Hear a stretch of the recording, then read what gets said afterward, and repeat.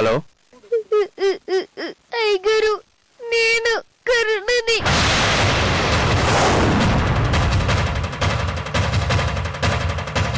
కరుణ, ఏమైందమ్మా? ఎక్కడున్నావు నువ్వు? ఎక్కడున్నానో తెలీదు అయ్యగారు. ఒక ఆవిడ నన్ను ఎత్తుకొచ్చింది, గదిలో పెట్టి తాళం వేసింది. అవునా? భయం వేస్తుంది అయ్యగారు. నన్ను చంపేస్తానని బెదిరిస్తుంది. రండి అయ్యగారు, నన్ను ఎలాగైనా తీసుకెళ్ళండి. అమ్మ కరుణ, నువ్వేడవకమ్మా, నేను ఇప్పుడే వస్తున్నాను. అలాగే అయ్యగారు.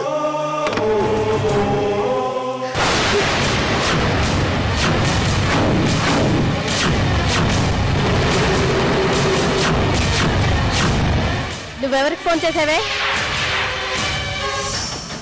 చెప్పవే. గదిలోంచి బయటకు వచ్చింది కాకుండా ఫోన్ చేసి కాపాడమని ఎవరిని అడుగుతున్నావే నువ్వు? ఎవడొచ్చి నేను కాపాడతాడు? వద్దు, నేనేం చేయొద్దు. తప్పైపోయింది. ఇంకెప్పుడు గదిలో నుంచి బయటికి రాను, లోపలికి వెళ్ళిపోతాను. ఒక్క గంట బయటికి వెళ్ళొచ్చేటప్పటికి బాగానే ప్లాన్లు వేసావు. నిన్నులా కాదే, కొట్టదు. చంపేస్తాను. కరుణ,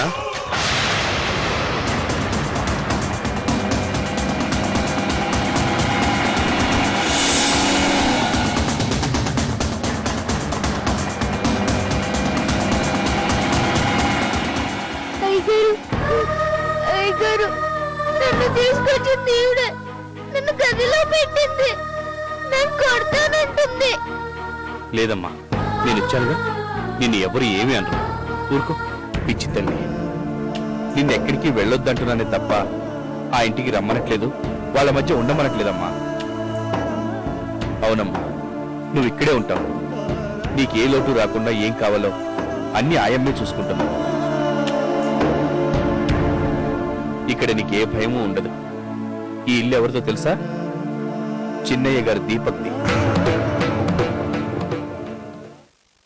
కావాలంటే మా నాన్నగారి ఫోటో చూడు.